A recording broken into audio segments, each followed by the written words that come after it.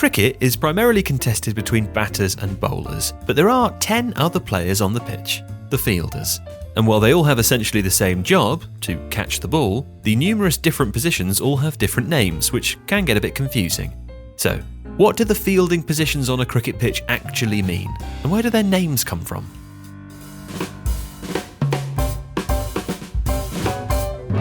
Now, before we get started, a quick reminder that there are 2 active batters in a cricket game. One facing the bowler and ready to hit, known as being on strike, and the other at the non-striker's end, waiting to run and switch positions. The other 11 players on field, 1 bowler and 10 fielders, are trying to get those batters out. So now we've got that out of the way, the first thing is to divide the pitch into 2 halves. If the batter on strike is right-handed, then this side of the pitch is known as the offside, while the other half is known as the leg side, or onside. And within each of those halves are 4 sections. Usually, a fielding position's name is determined by 2 factors. Firstly, the region of the pitch that the fielder stands in, and secondly, how close they are to the batter. So for example, a fielder in this section would be at mid-on, because they're onside and the midway point to the boundary. But if they move backwards from there towards the boundary, they would be fielding at long-on. Conversely, moving closer towards the batter would put them at short mid-on. And if they moved even closer, they'd be in a position known as silly mid-on, because, well, you'd have to be silly to field so dangerously close to the batter. Other adjectives, like backward, deep or short, can be used to describe fielding positions across the pitch more precisely. Mid-wicket is another one of the more intuitive fielding positions. It's in line with the middle of the wicket.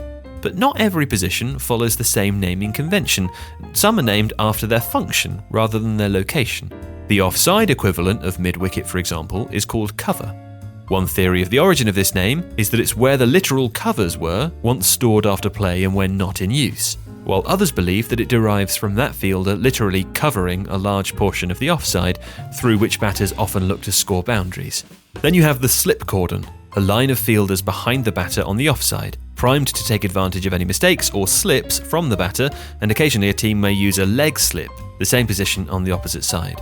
Behind the slips onto the boundary, you will sometimes find a fielder at third man to mop up any powerful shots that fly past them.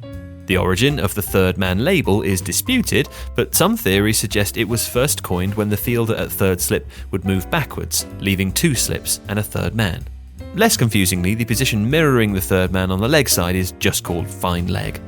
The areas square or perpendicular to the batter are known as square leg on the leg side, but not square off on the offside.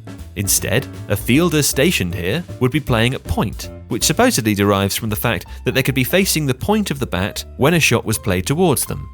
Now, a fielding team only has 11 players, one of whom is the bowler, so they can't place a fielder in all of these positions. The captain, therefore, has to set his field, with the aim of limiting runs scored and tempting the batters into shots that could lead to catches. And those field formations will vary hugely depending on the format. In Test cricket, for example, you are much more likely to see 3 or 4 slips for most of the game, because the game is longer and batters are more inclined to play defensive shots that lead to edges for the slips to catch. In shorter formats like T20 though, more fielders are put on the boundary to counter a more aggressive batting approach. But the most important fielder, regardless of the format, is of course the wicket-keeper. Directly behind the batter, wicket-keepers require the most concentration as they are involved in most balls and therefore take the most catches. If you like this video, please consider subscribing to the channel. The Athletic is home to the best team of sports writers, reporters, and analysts in the world, offering exclusive stories and unrivaled insight. You can try The Athletic for free for 30 days by clicking the link in the description.